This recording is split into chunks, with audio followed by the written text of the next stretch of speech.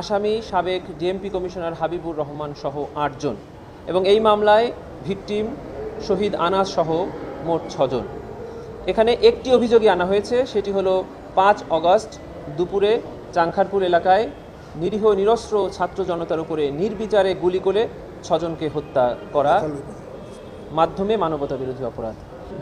২০২৪ সালের ৫ অগস্ট জুলাই বিপ্লবের পর পুনর্গঠিত আন্তর্জাতিক অপরাধ ট্রাইব্যুনালে আজকে প্রথম ফরমাল চার্জ দাখিলের মাধ্যমে আনুষ্ঠানিক বিচারের যাত্রা শুরু করল।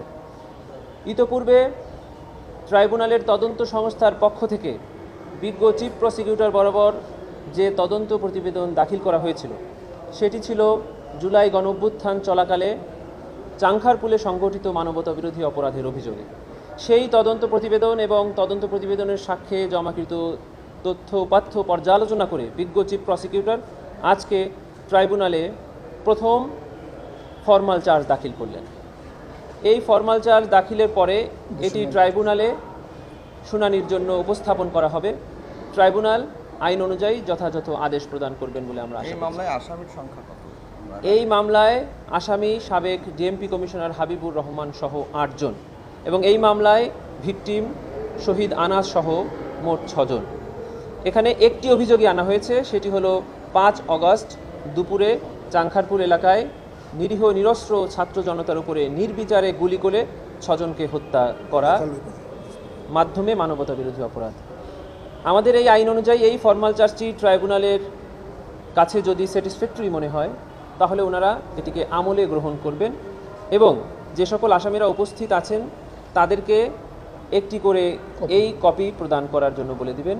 আর যারা উপস্থিত নাই তারা যে ইচ্ছাকৃতভাবে পলাতক আছে এটি যদি ট্রাইব্যুনালের কাছে প্রতীয়মান হয় এবং সে মর্মে রিপোর্ট আসে তবে তাদের জন্য প্রত্যেকের জন্য স্টেট ডিফেন্স কাউন্সিল মানে রাষ্ট্র নিয়োজিত আইনজীবী প্রদান করা হবে। পরবর্তীতে ৪ শুনানি, পরবর্তীতে সাক্ষী উপস্থাপন, এভাবেই ট্রাইব্যুনালের বিচার কাজ আইন অনুযায়ী এগিয়ে যাবে। ওগুলো সব পরে আপনারা ওটা হবে শুনানি হবে। ওটা হবে শুনানি হবে। হ্যাঁ, ওইটা তো আজকে না না দুজনের কেউই ট্রাইব্যুনালে এখন পর্যন্ত কোনো ব্যাখ্যা দেয়নি। তবে ট্রাইব্যুনাল রেজিস্ট্রারের অফিস পক্ষ থেকে আমরা জানতে পেরেছি যে দুজন অভিযুক্তর কাছেই ট্রাইব্যুনালের এই যে নোটিশ সেটা জারি হয়েছে এবং সেই জারি হয়েছে মর্মে ফেরত এসেছে।